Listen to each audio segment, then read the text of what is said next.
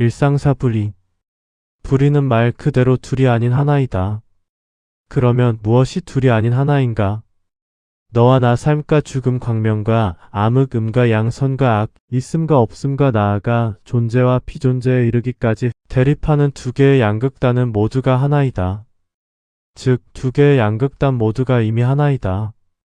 양극단은 이미 존재 속에서 단단히 묶여있다. 존재 자체가 하나이며 합일이다. 분리하고 분별되어 두루 살피니 각각의 분리된 자체들은 이미 존재 속에서 하나였다. 이는 존재를 탐구한 결과이다. 존재를 들여다보고 존재를 알아야지만 불의를 알 수 있다. 여기에는 광명도 암흑도 있음과 없음이 모두 무죄다. 심지어 선함과 악함조차도 무죄이다.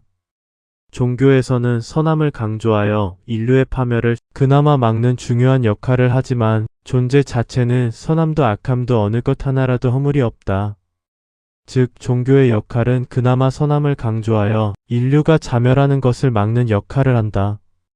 또한 물리적 존재 시스템은 유지와 확대 팽창이 목적이며 척자 생존의 야생의 시스템이기에 선과 악은 애당초 성립하지 않는다.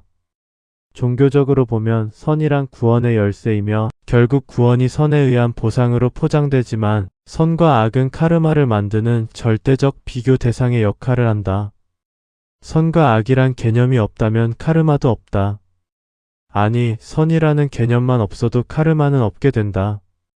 선과 악이 카르마를 낳아서 죄의식을 만들고 선과 악의 카르마가 결국 복종의 씨앗이 된다. 카르마란 인간이 선과 악을 구분하기에 자신을 따라다니는 것이다.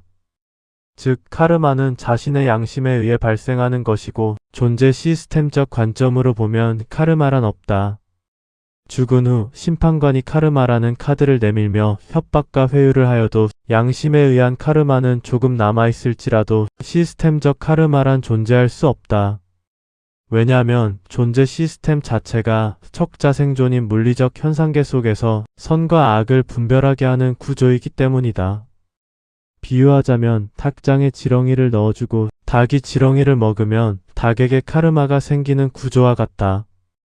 육체와 오온이 닭장 속 닭이며 선과 악의 분별이 지렁이다. 이런 부조리한 시스템적 구조를 알게 되면 모든 만연한 괴로움은 자신과 하나가 되어 자연스럽게 모든 만물에 대한 자비심이 생겨난다.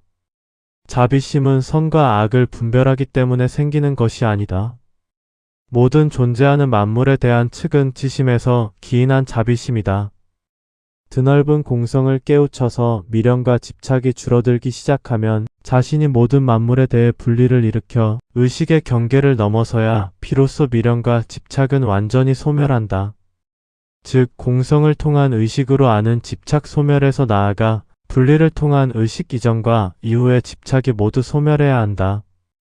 이는 분리가 일어나면 존재 시스템을 알게 되어 존재에 대한 집착이 완전히 사라진 까닭이다.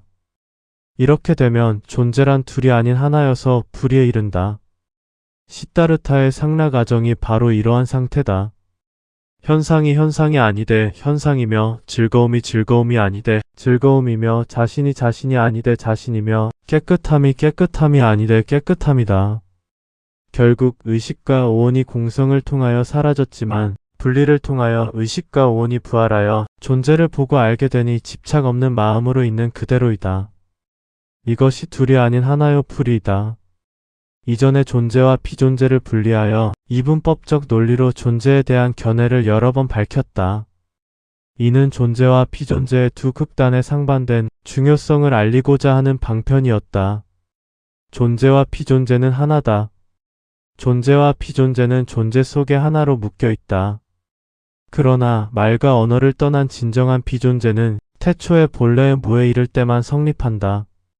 즉, 현상계와 시스템계 모두가 존재이듯 존재와 비존재도 모두가 존재이지만 실제로 비존재는 물리적 현상계와 시스템계에서 벗어나 태초의 본래 자신의 영혼이 있었던 곳으로 다시 돌아가는 길이다.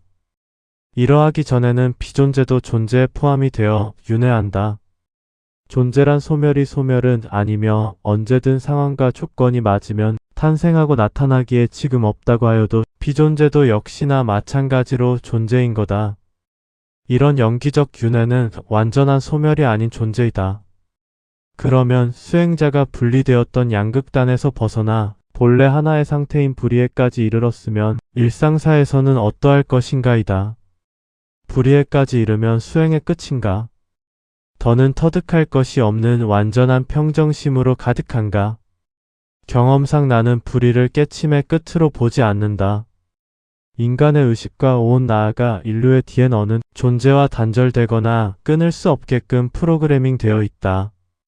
수행자가 자신이 최고의 경지를 체득하였다고 하여도 지속하여 그 길을 가지 않으면 점점 더 깨침과 멀어지는 구조다. 살아서나 죽어서나 지속하여 한결같이 정진해야 한다. 또한 존재 시스템을 보려는 탐구 자세와 실제로 자신이 무여 열반에 이르는 방법을 찾아 나서야 한다. 그것이 방편적으로는 8정도여도 되고 6바라밀이어도 된다. 그러나 이런 방법으로는 존재를 벗어나기 어렵다는 점을 이해하고 스스로 자신만의 방법을 찾아야 한다. 그러다 보면 자신이 붓다가 되기도 하고 붓다를 죽이기도 한다. 즉 수행자가 아무리 높은 경지에 올라도 세상과 자신의 오온이 그 상태 그대로 내버려 두지 않고 지속하여 혼탁시키고 혼탁해진다는 점이다. 이는 당연한 현상이기에 끝없이 점검하고 밝혀나가야 한다. 다행스러운 점은 일단 한번 의식의 경계를 넘거나 최고의 깨침을 체득하게 되면 흐트러졌던 상태에서도 알아차리는 즉시 원래의 상태로 돌아온다는 점이다. 따라서 깨치고 난 후에는 선정뿐만이 아니고 끝없이 정진하는 것이 제일 중요하다.